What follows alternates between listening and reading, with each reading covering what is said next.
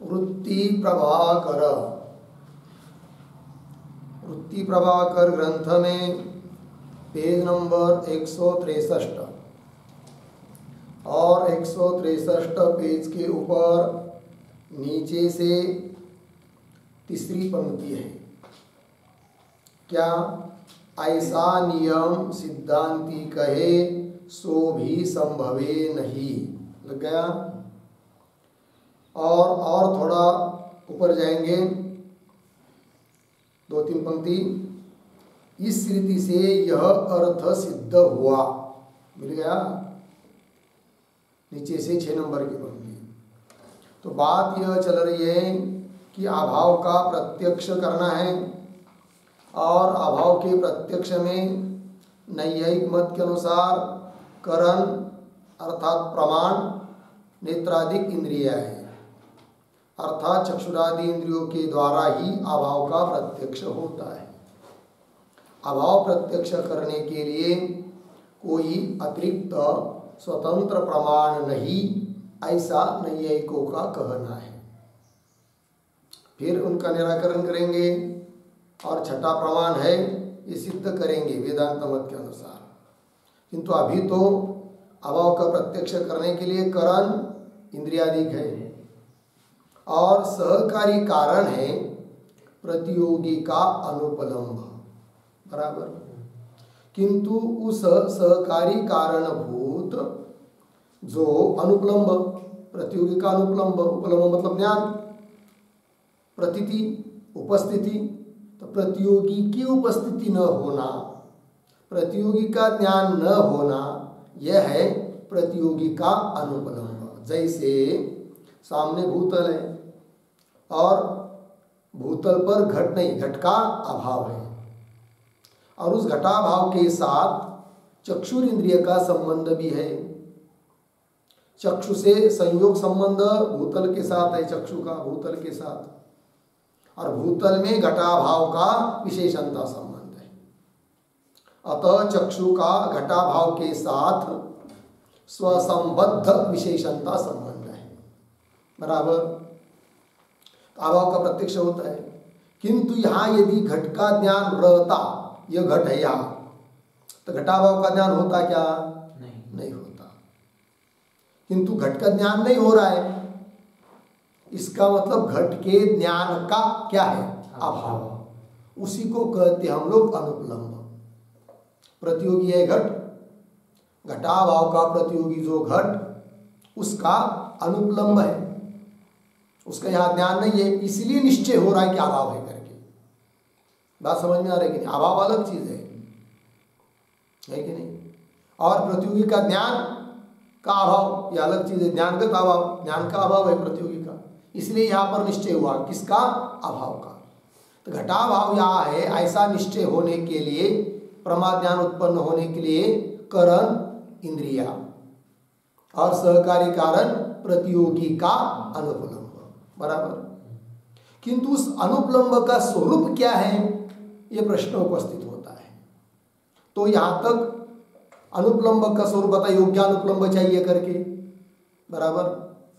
किंतु योग्यानुपलम्ब वो किस प्रकार का हो, यह भी निश्चय चाहिए।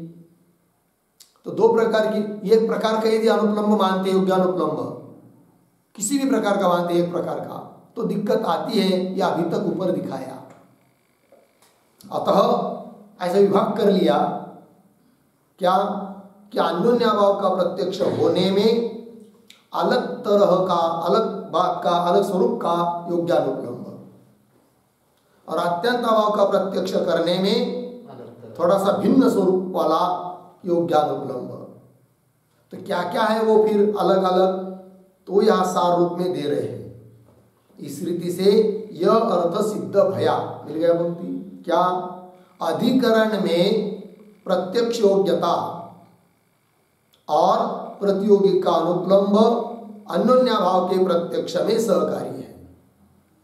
समझ में आया? अन्योन्याभाव का यदि प्रत्यक्ष करना है तो क्या क्या चाहिए?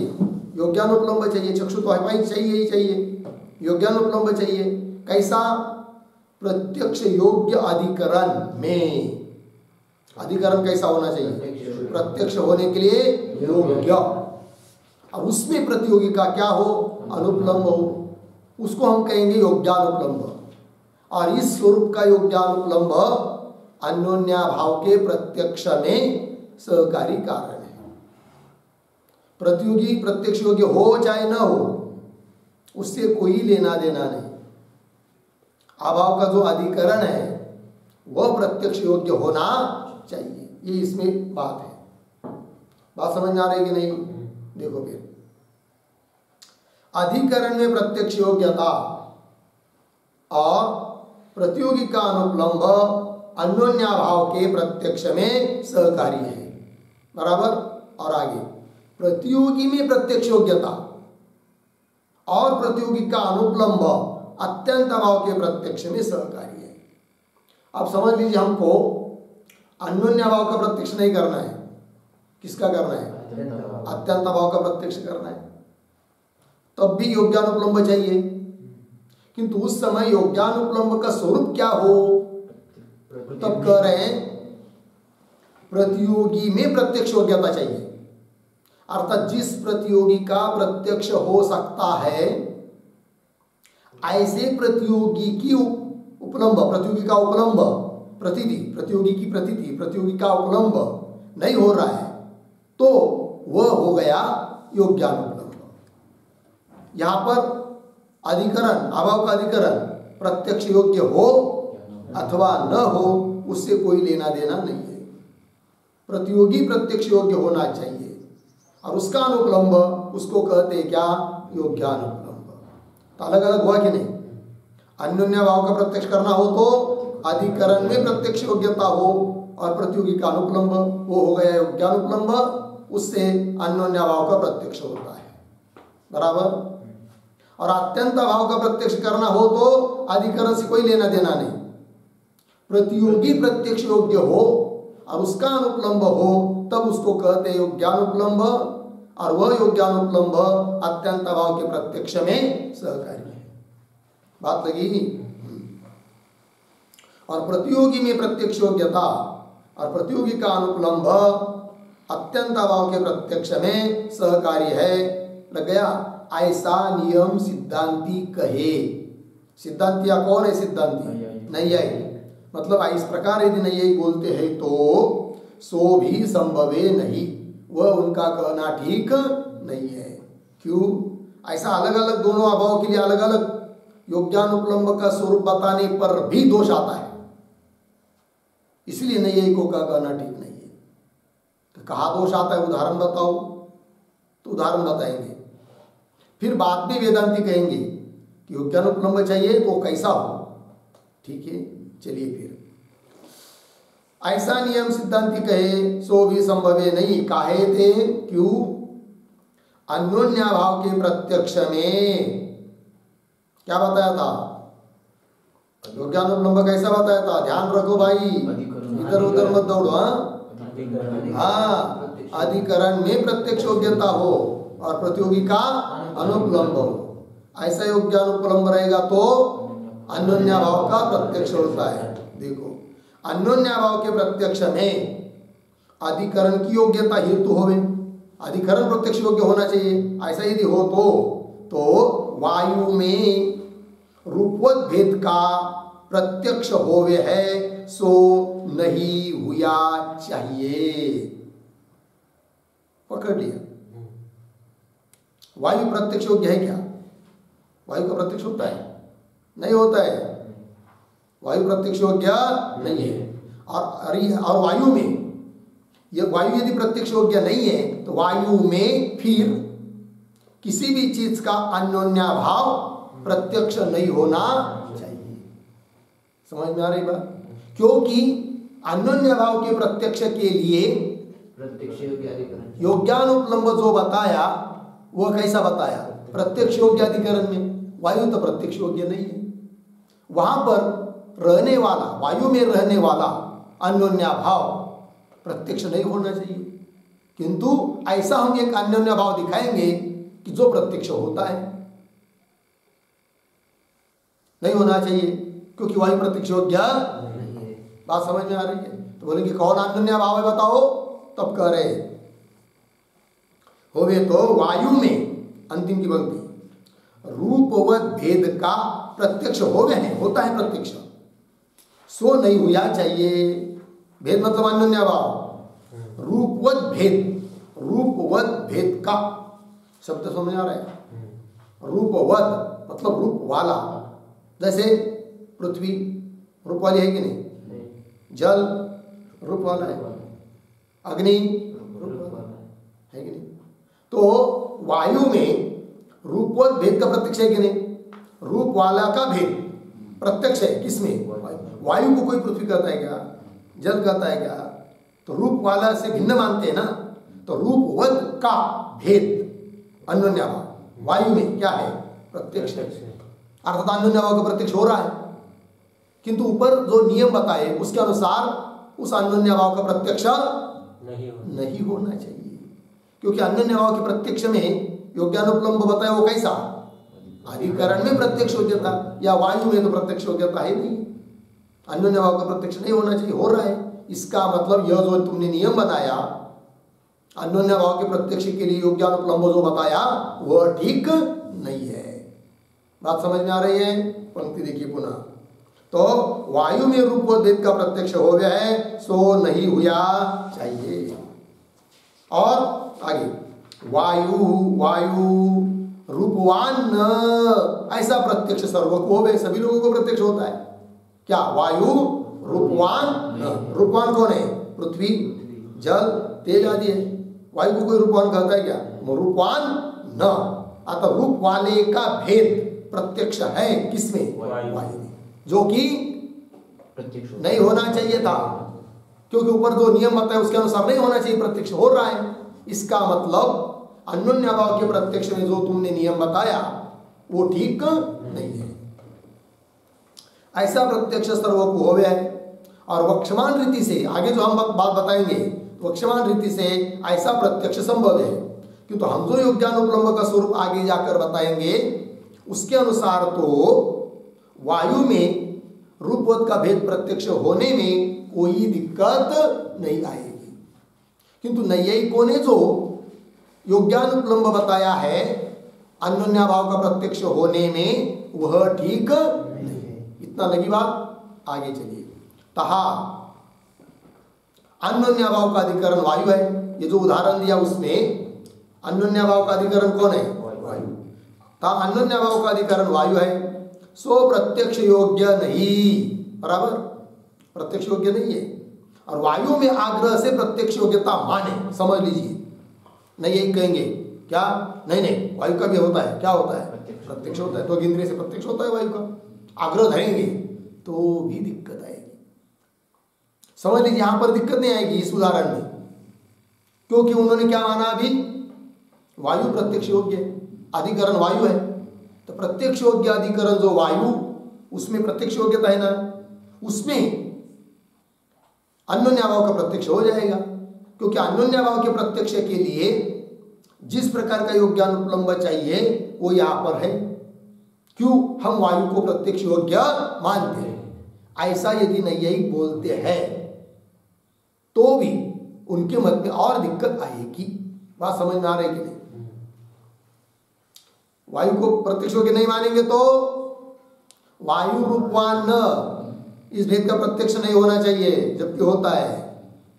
और वायु प्रत्यक्ष योग्य है ऐसा मानेंगे तो बता रहे आगे, और वायु को आग्रह से प्रत्यक्ष योग्यता माने तो वायु में गुरुत्ववत भेद का भी प्रत्यक्ष हुआ चाहिए।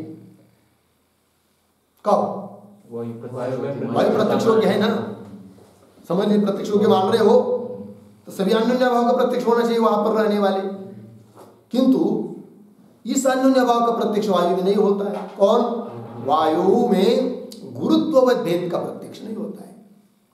गुरुत्ववत भेद, गुरुत्ववत मतलब गुरुत्व वाले, गुरुत्व गुण है, का आकार रहता है, पृथ्वी जल है कि नहीं, पृथ्वी और जल में विशेष रहता है कि नहीं गुरुत्व,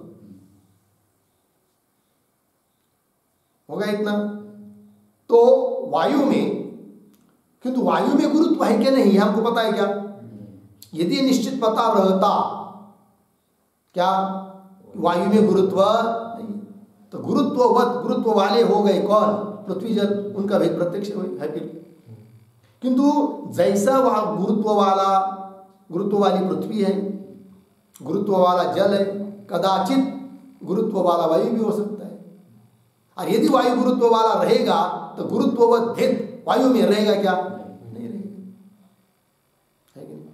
और यदि वायु में, इसका मतलब प्रत्यक्ष नहीं हो रहा है, फिर गुरुत्ववत भेद का प्रत्यक्ष नहीं हो रहा है, जबकि होना चाहिए, क्योंकि वो अन्योन्य भाव है। गुरुत्ववत भेद मतलब अन्योन्य भाव है, और अन्योन्य भाव के प्रत्यक्ष में जैसा योग्यानुपलम्ब चाहिए वैसा तुम मान रहे हो, क्योंकि वायु को प्रत्यक्ष योग्य मान रहे हो। समझ में आ रही बात? पंक्ति देखिए, वायु को आग्रह से प्रत्यक्ष योग्यता माने तो वायु में गुरुत्ववत भेद का भी प्रत्यक्ष होया चाहिए। लग रहे हैं? और वायु गुरुत्ववान न, ऐसा प्रत्यक्ष किसी को होवे नहीं। वायु गुरुत्ववान न, गुरुत्व वाला है कि नहीं पता ही नहीं है, तो कैसा प्रत्यक्ष होगा? लग गया कि नहीं? तो गुरुत्ववान न, ऐसा प्रत्यक्ष किसी को होवे नहीं, और वह क्षमान रीति से संभव है नहीं। और हम जो आगे बताएंगे योग्यानुपलम्ब का स्वरूप, उससे देखा जाएगा, उससे विचार करेंगे तो इसका प्रत्यक्ष होने की आपत्ति नहीं आएगी, प्रत्यक्ष होगा नहीं। लग गया पंक्ति? वो क्षमान रीति से संभव है नहीं। और स्तंभ में पिशाचवत भेद अप्रत्यक्ष है, बराबर। और दिक्कत दिखा रहे स्तंभ में, अब ये उदाहरण छोड़िए वायु का, दूसरा उदाहरण ले रहे स्तंभ का, स्तंभ और पिशाच, बराबर। तो स्तंभ में पिशाचवत भेद प्रत्यक्ष है क्या अप्रत्यक्ष है? अप्रत्यक्ष है कि नहीं? पिशाचवत भेद मतलब स्तंभ पिशाच वाला जो भी होगा उससे भिन्न है कि नहीं भिन्न है? कौन? स्तंभ। प्रत्यक्ष नहीं हो रहा है। कैसे नहीं हो रहा है प्रत्यक्ष? ध्यान दीजिए, पिशाचवत मतलब पिशाच वाला। उदाहरण, स्तंभ को छोड़कर कोई चीज पिशाच वाला है ऐसा निश्चित मालूम रहेगा, हाँ? और स्तंभ में पिशाच नहीं है ये भी निश्चित मालूम रहेगा। तब हम कह सकते हैं क्या पिशाच वाला वो वृक्ष है, और पिशाच वाला जो वृक्ष उससे भिन्न है कौन? स्तंभ। तो भेद का प्रत्यक्ष हो जाता। किंतु जैसे वो वृक्ष पिशाच वाला है उस प्रकार स्तंभ पिशाच वाला नहीं, ये निश्चित मालूम है क्या? नहीं ना। हो सकता है स्तंभ कैसा होगा? पिशाच वाला होगा। और यदि पिशाच वाला होगा तो पिशाचवत का भेद प्रत्यक्ष है क्या फिर? स्तंभ में नहीं है कि नहीं? जैसे भूतल घटवान न है कि नहीं? घट वाला को लीजिए पट वगैरह, और वो नहीं है भूतल, स्पष्ट होता है कि नहीं? उस प्रकार पिशाचवत का भेद, हाँ जी, पिशाचवत भेद स्तंभ में अप्रत्यक्ष है, प्रत्यक्ष जबकि प्रत्यक्ष होना चाहिए, क्योंकि वहां भी रहने वाला जो अन्योन्या भाव उसका अधिकरण कौन है? स्तंभ। वो प्रत्यक्ष योग्य है, और पिशाच रूप पृथ्वी का अनुपलम्ब है, अर्थात योग्यानुपलम्ब तुम्हारे कहने के अनुसार है, तब तो अन्योन्य भाव का प्रत्यक्ष होना चाहिए। होता तो, अतः अन्योन्य भाव के प्रत्यक्ष में जो तुमने योग्यानुपलम्ब बताया वह भी ठीक नहीं है। लग गया जी? चलिए पंक्ति, और स्तंभ में पिशाचवत भेद अप्रत्यक्ष है। लग गया इतना?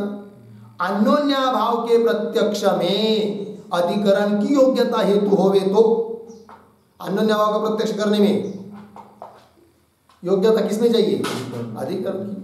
अन्योन्य भाव के प्रत्यक्ष में अधिकरण की योग्यता हेतु होवे तो पिशाचवत भेद का अधिकरण स्तंभ है।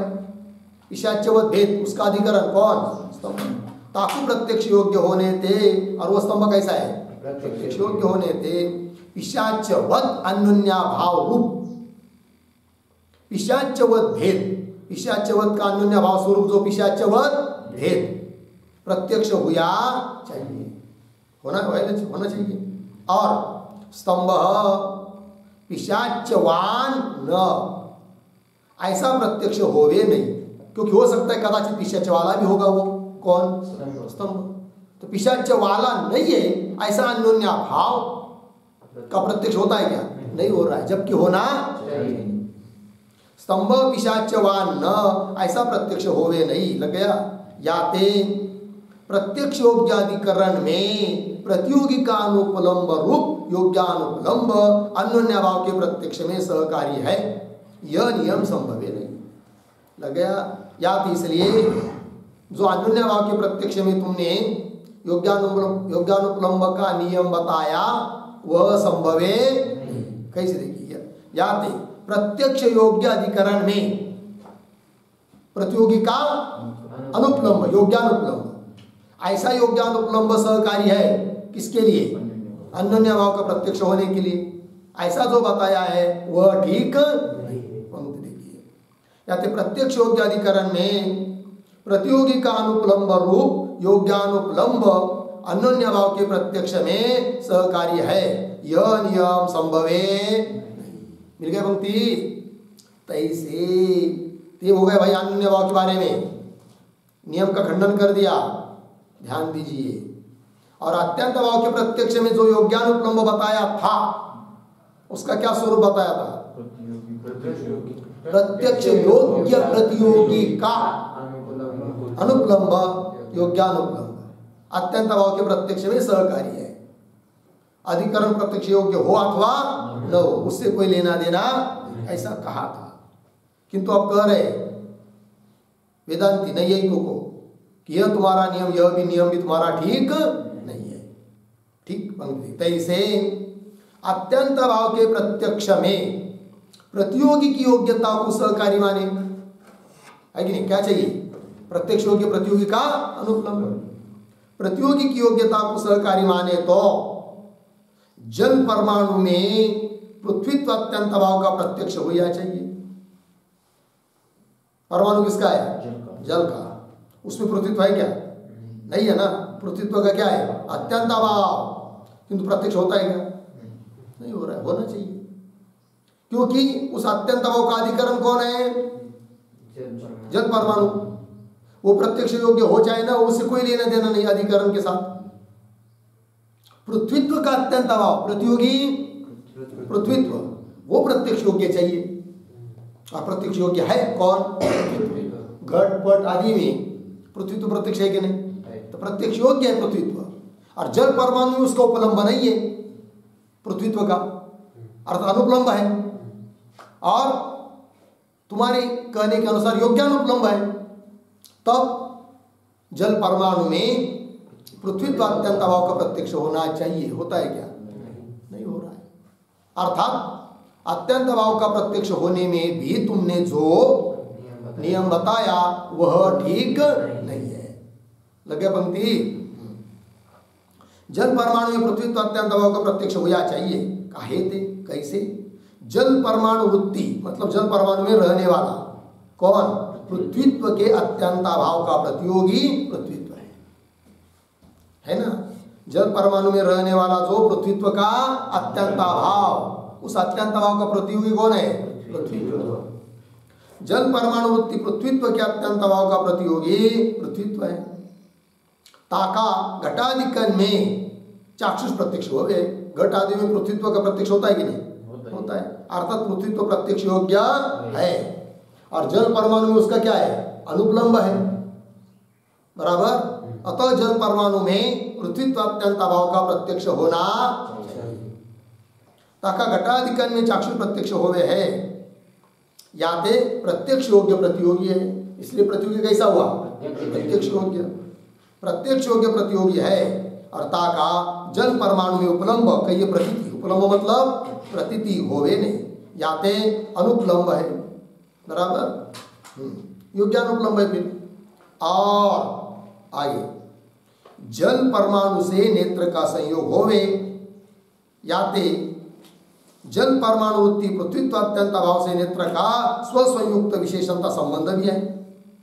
कदाचित कोई बोलेगा, अरे भाई जल परमाणु में रहने वाला जो पृथ्वीत्व का अत्यंत अभाव प्रत्यक्ष होना चाहिए क्योंकि वो ज्ञानोपलम्ब है, किंतु इसलिए प्रत्यक्ष नहीं होता है कि अभाव का अधिकरण जो जल परमाणु उसके साथ नेत्र का संबंध नहीं है,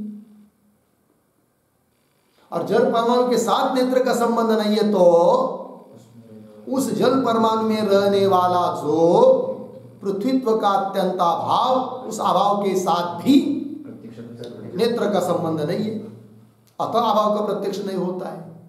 ऐसी यदि कोई शंका करता है तो उसके लिए उत्तर दे रहे नहीं क्या, अरे भाई जल परमाणु के साथ नेत्र का संबंध है, अतः जल परमाणु में रहने वाला जो पृथ्वीत्व का अत्यंत अभाव उसके साथ भी नेत्र का संबंध है, अतः अत्यंत अभाव का प्रत्यक्ष होना चाहिए, होता तो नहीं है। लग गया। अतः अत्यंत अभाव के प्रत्यक्ष में जो योग्यानुपलम्ब बताया वह भी तुम्हारा कहना ठीक नहीं है। इतनी बात लगी। अब प्रश्न इतना बचा है कि जल परमाणु के साथ नेत्र का संबंध कैसे है, क्योंकि जल परमाणु के साथ नेत्र का संबंध बताएंगे, परमाणु है ना उसके साथ नेत्र का संबंध बताएंगे, तभी तो अभाव के साथ क्या होगा, नेत्र का संबंध सिद्ध होगा। तो बता रहे ग्रंथकार कि जल परमाणु के साथ नेत्र का क्या है, संबंध है।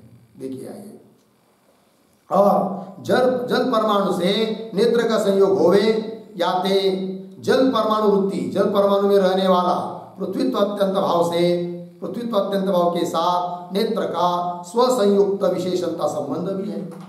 स्व नेत्र उससे संयुक्त जल परमाणु और उसमें विशेषणता संबंध है किसका, पृथ्वीत्व अत्यंत भाव का। लगे पंक्ति, नेत्र का स्वसंयुक्त विशेषणता संबंध भी है, लग गया। और जो ऐसे कहे क्या, परमाणु निरवय है, परमाणु कैसा है, निरवय अवयव रहित है, और संयोग किनका होता है, सावयव पदार्थ का होता है, घटपट का संयोग होता है। तो चक्षु का और परमाणु का संयोग ही नहीं होगा जल परमाणु का, क्योंकि जल परमाणु निरवय है।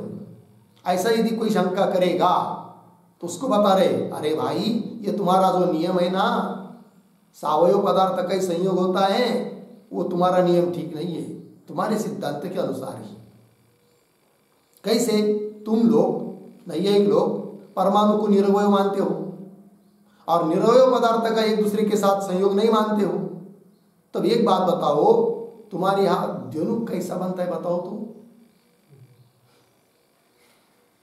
द्वनुक कैसा बनता है? दो परमाणु का संयोग होता है तभी तो द्वनुक बनता है ना। इसका मतलब परमाणु का संयोग तो तुमने माना है, लग गया। और यदि दो परमाणु का संयोग हो सकता है तो नेत्र का और परमाणु का संयोग क्यों नहीं होगा, है? फिर बोलेंगे अरे परमाणु के साथ यदि नेत्र का संयोग है तो परमाणु का ध्यान क्यों नहीं होता है, यह परमाणु है करके। जैसे नेत्र का घट के साथ संबंध होता है तो घट का ज्ञान होता है, वैसा परमाणु के साथ भी यदि नेत्र का संबंध है तो परमाणु का क्या होना चाहिए, ज्ञान प्रत्यक्ष होना चाहिए। होता है क्या? तब उत्तर देते सिद्धांती नैयायिक को, अरे जल परमाणु के साथ भी नेत्र का संयोग है। बोलेंगे फिर जल परमाणु का प्रत्यक्ष क्यों नहीं होता? प्रत्यक्ष इसीलिए नहीं होता है कि प्रत्यक्ष होने के लिए जो अन्य सहकारी कारण चाहिए वो यहां नहीं है। घट का प्रत्यक्ष इसलिए होता है कि घट के साथ नेत्र का संयोग तो ही है, किंतु घट में उद्भूत रूप और महत्व है, इसलिए घट का क्या होता है, प्रत्यक्ष होता है। वैसे परमाणु के साथ भी नेत्र का संयोग है, किंतु परमाणु का ज्ञान इसलिए नहीं हो रहा है कि उस परमाणु में महत्व और महत्व गुण, महान बड़ापना और उद्भूत रूप नहीं है, इसलिए परमाणु का प्रत्यक्ष नहीं होता है। किंतु इसका मतलब यह नहीं कि नेत्र का परमाणु के साथ संयोग नहीं है। नेत्र का परमाणु के साथ संयोग तो है, और है तो उसमें विशेषता संबंध से रह रहा है पृथ्वीत्व का अत्यंत अभाव। अतः पृथ्वीत्व अत्यंत अभाव का प्रत्यक्ष होना चाहिए, क्योंकि अत्यंत अभाव का प्रत्यक्ष होने के लिए जैसा योग्यानुपलम्ब चाहिए वैसा यहां पर है। प्रत्यक्ष योग्य प्रतियोगी का अनुपलम्ब है ना, तो क्यों नहीं होता है बताओ? बात समझ में आ रही है कि नहीं? ये बहुत बढ़िया प्रकरण है, शीर्षक है जो चालू हुआ है। एक एक बात का शुरू से चिंतन करते आइए, कितना आनंद आता है। ठीक है, पंक्ति देखिए। और जो ऐसा कहे कि परमाणु निरवय है, तासे परमाणु के साथ नेत्र का संयोग संभव है नहीं, काहे थे पदार्थ के एक देश में संयोग हो गया है, अवयव को देश कहे। पदार्थ का संयोग किसके साथ होता है? एक देश, एक भाग में। जैसे घट का पट का संयोग हुआ या घट का और पट का संयोग हुआ, चारों तरफ से होता है क्या? एक भाग को होता है ना, अवयव के साथ संयोग होता है। पदार्थ के एक देश में संयोग हो गया है, अवयव को देश कहे है। अवयव मतलब क्या? देश, भाग। परमाणु के अवयव देश संभव नहीं, क्योंकि परमाणु निरवय है, अवयव है नहीं उसको, तो देश कहां से आएगा? सकल परमाणु में संयोग कहे तो फिर कहेंगे कि संपूर्ण परमाणु में क्या होता है? संयोग। तो ये भी नहीं कह सकते, क्यों? संयोग का एक नियम है, संयोग जो होता है ना वो अव्याप्य वृत्ति होता है, व्याप्य वृत्ति नहीं। बराबर? देखिए, सकल परमाणु में संयोग कहे तो अव्याप्य वृत्ति संयोग का स्वभाव नहीं होगा। संयोग का स्वभाव है क्या? अव्याप्य वृत्ति। बोलेंगे अव्याप्य वृत्ति किसको कहते हैं? आगे की पंक्ति, एक देश में होवे एक देश में नहीं होवे सो अव्याप्य वृत्ति कही है। अव्याप्य वृत्ति की परिभाषा है कोई भी चीज एक देश में है एक देश में नहीं, इसका मतलब क्या है? अव्याप्य वृत्ति। और उसकी विरुद्ध शब्द है व्याप्य वृत्ति। सभी देश में है, सभी काल में, उसको सभी जगह है, उसको कहते हैं क्या? व्याप्य वृत्ति, है कि नहीं? किंतु संयोग का स्वभाव क्या है? अव्याप्य वृत्ति। लग गया? वृक्ष के शाखावच्छेदेन कपि का संयोग, मूलावच्छेदेन कपि संयोग का अभाव। एक देश में है एक देश में नहीं, तो संयोग अव्याप्य वृत्ति होता है। और परमाणु कैसा है? निरवय है, अवयव नहीं उसको। तो परमाणु के साथ, जल परमाणु के साथ नेत्र का संयोग ही नहीं बनेगा, क्योंकि जल परमाणु कैसा है? निरवय। परमाणु निरवय है ना, तो उदाहरण के लिए ले रहे नाम जल परमाणु, क्योंकि उसमें पृथ्वीत्व का अत्यंत अभाव बताना है। लग गया ना? पंक्ति देखिए, एक देश में होवे एक देश में नहीं होवे सो अव्याप्य वृत्ति कही है। याते परमाणु से नेत्र का संयोग होवे नहीं, परमाणु के साथ क्या नहीं है? नेत्र का संयोग नहीं है। अतः उस परमाणु में रहने वाला जो अभाव उसके साथ भी नेत्र का संयोग, इसलिए अभाव का प्रत्यक्ष नहीं होता। ऐसा यदि नैयायिक कहते हैं तो वह भी उनका कहना ठीक नहीं है। परमाणु से नेत्र का संयोग होवे नहीं, या तक हुआ ना। अब कर आगे, सो संभवे नहीं, यह सब उनका कहना ठीक नहीं है। काहे थे? क्यों? परमाणु का संयोग नहीं परमाणु का संयोग नहीं होवे तो जनुक नहीं होवेगा, सीधी बात। परमाणु का संयोग नहीं मानेंगे, लेकिन ये दूसरा परमाणु का किसी के साथ संयोग नहीं मानेंगे तो जनुक बनेगा क्या? नहीं बनेगा। और बनता है कि नहीं? बनता है। इसका मतलब परमाणु का भी संयोग, और परमाणु के साथ संयोग हो सकता है तो नेत्र का भी परमाणु के साथ संयोग, और परमाणु के साथ यदि नेत्र का संयोग है तो उस परमाणु में रहने वाला जो पृथ्वीत्व का अत्यंत भाव उसके साथ भी नेत्र का संयोग है। और यदि संयोग है तो जल परमाणु में रहने वाला जो पृथ्वीत्व का अत्यंत भाव उसका प्रत्यक्ष होना चाहिए। बात समझ में आ रही है? देखो भाई, कहे थे परमाणु का संयोग नहीं होवे तो जनुक नहीं होवेगा, और परमाणु में महत्वात्यंता भाव का चाक्षुष प्रत्यक्ष हो गए सो नहीं होवेगा, है कि? और युक्ति ले दिया, परमाणु के साथ नेत्र का संयोग नहीं मानेंगे, बराबर? तो परमाणु में महत्वात्यंत भाव का प्रत्यक्ष होता है कि नहीं? होता है। वो नहीं होना चाहिए, संयोग नहीं है तो महत्वात्यंत भाव का प्रत्यक्ष हो रहा है परमाणु में, इसका मतलब परमाणु के साथ नेत्र का संयोग लग गया। और परमाणु में महत्वात्यंत भाव का चाक्षुष प्रत्यक्ष हो गए सो नहीं होवेगा। आगे, परमाणु में महत्वाभाव का प्रत्यक्ष हो गए हैं, परमाणु में महत्वाभाव का क्या होता है? प्रत्यक्ष होता है। यह आगे स्पष्ट होवेगा, आगे बताएंगे। याते इसलिए कुल मिलाकर नेत्र संयुक्त विशेषणता संबंध से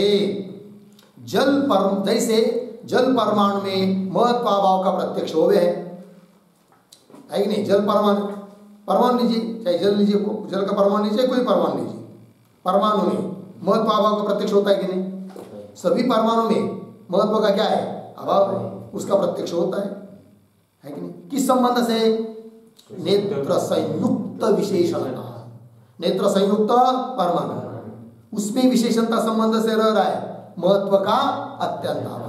ठीक है,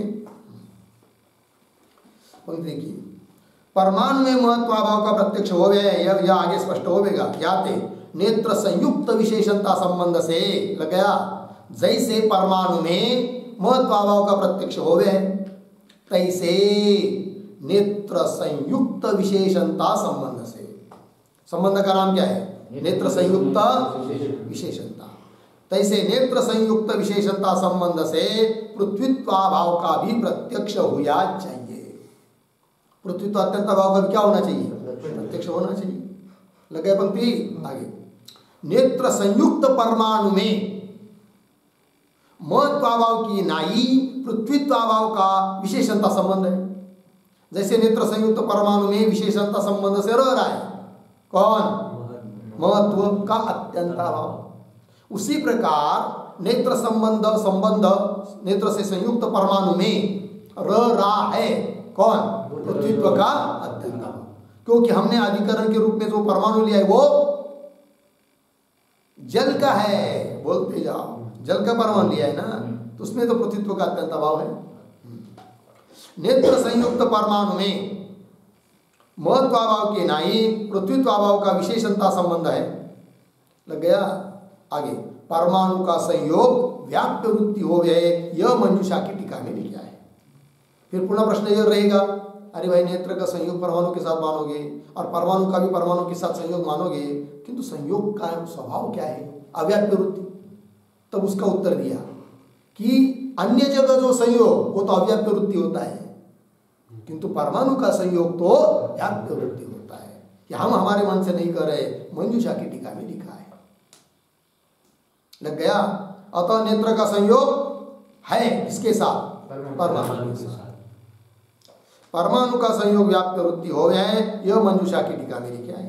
याते इसलिए जल परमाणु में, क्या जल परमाणु में पृथ्वीत्वात्यंताभाव के प्रत्यक्ष की सामग्री होने थे। पृथ्वीत्वात्यंताभाव का प्रत्यक्ष होने के लिए जो सामग्री चाहिए वह यहाँ पर है, कहा जल परमाणु। अतः उस अत्यंतभाव का प्रत्यक्ष होना, यदि जल परमाणु में पृथ्वीत्व अत्यंतभाव के प्रत्यक्ष की सामग्री होने थे, ताका भी प्रत्यक्ष होया चाहिए। ताका भी पृथ्वीत्व अत्यंतभाव का भी प्रत्यक्ष होना चाहिए। और वक्षमान रीति से जल परमाणु में पृथ्वीत्व अत्यंतभाव का प्रत्यक्ष होवे नहीं है कि नहीं। आगे जो हम कहेंगे योग्यानुपलम्ब की परिभाषा, उसके अनुसार जल परमाणु में पृथ्वीत्व अत्यंतभाव का प्रत्यक्ष होवे नहीं, क्योंकि वह सामग्री नहीं, योग्यानुपलम्ब नहीं है। बोलेंगे कैसे, कि हम बताएंगे ना वो योग्यानुपलम्ब, ये तो तुम्हारे कहने का खंडन कर रहे हैं हम अभी। तो बात समझ में आ रही कि नहीं। तुमने जो अत्यंतभाव का प्रत्यक्ष होने में योग्यानुपलम्ब जैसा बताया वो नहीं है, वो है यहाँ पर योग्यानुपलम्ब है, प्रत्यक्ष होना चाहिए अभाव का, नहीं हो रहा है, ये हम बता रहे हैं अभी। बात समझ में आई। और वक्षमान रीति से जल परमाणु में पृथ्वीत्व अत्यंतभाव का प्रत्यक्ष होवे नहीं। इस रीति से सकल अभावन के प्रत्यक्ष में एक रूप योग्यानुपलम्ब संभव नहीं। अभी तक के चिंतन के अनुसार ये सिद्ध हुआ है कि नहीं। सभी अभाव के प्रत्यक्ष में किसी एक प्रकार का योग्यानुपलम्ब मानेंगे तो भी संभव है नहीं, दिक्कत आती है। पीछे हुआ है कल के पाठ में, कल परसों के पाठ में। और आगे अन्योन्य भाव अर्धविराम अत्यंत भाव, क्यों और शब्द लिख सकते बीच में, और अन्योन्य भाव और अत्यंत भाव के प्रत्यक्ष में भिन्न भिन्न रूप वाला योग्यानुपलम्ब सहकारी कहना भी संभव है नहीं। अन्योन्य भाव के प्रत्यक्ष के लिए अलग प्रकार का योग्यानुपलम्ब, अत्यंत भाव का प्रत्यक्ष होने के लिए अलग प्रकार का योग्यानुपलम्ब, ऐसा मानने पर भी संभव नहीं। अभी अभी दोष दिखाया आज, लगे कि नहीं। तो सभी अभाव का प्रत्यक्ष होने के लिए एक प्रकार का योग्यानुपलम्ब नहीं हो सकता। अन्योन्य भाव की प्रत्यक्ष के लिए अलग योग्यानुपलम्ब, अत्यंत भाव की प्रत्यक्ष के लिए अलग योग्यानुपलम्ब है कि दोनों अभाव के लिए दोनों अभाव का प्रत्यक्ष होने के लिए अलग अलग योग्यानुपलम्ब, अन्योन्य भाव का अलग, अत्यंत भाव का अलग। ऐसा करेंगे तो भी संभव है। अभी दोष दिखाई सब यही ना। अब क्या करें भाई, तो शंका हुई। तो अभाव का प्रत्यक्ष होता है, सहकारी कारण जो योग्यानुपलम्ब बताया उसका स्वरूप ही सिद्ध नहीं हो रहा है कि नहीं। फिर योग्यानुपलम्ब का कैसा होना चाहिए कि जिससे अभाव का प्रत्यक्ष हो सके। लग गया। फिर आगे उत्तर दे रहे, या शंका का यह समाधान है। हो गया। आगे का विचार हम लोग कल करेंगे। ओम पूर्णमदः पूर्णमिदं पूर्णात् पूर्णं गच्छते पूर्णस्य पूर्णमादाय पूर्णमेवावशिष्यते। ओम शांति शांति शांति।